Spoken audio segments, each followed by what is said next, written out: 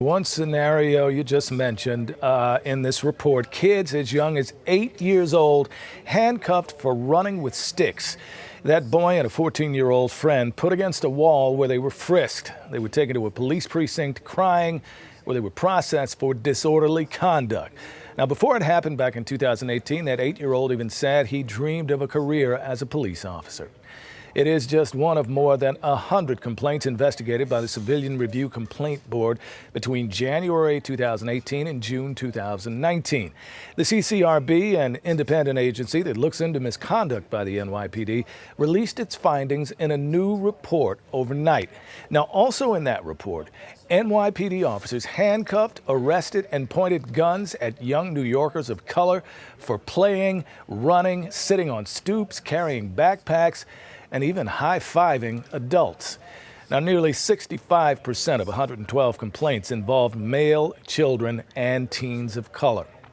Now, along with the report, the CCRB released a public service announcement in conjunction with the board's Youth Advisory Council to raise awareness and encourage young New Yorkers to call the agency when they suspect wrongdoing. Among those who make an appearance, Eric Garner's daughter, Emerald. The CCRB was there for both me and my family. The agency launched an independent investigation, prosecuted the officer, and ultimately he was fired. The CCRB is an important resource for all New Yorkers.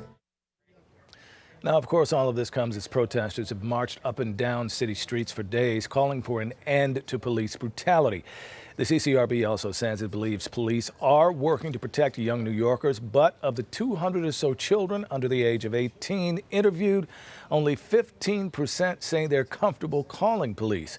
It adds many young people, however, especially young people of color, feel targeted and mistreated by members of the New York City Police Department.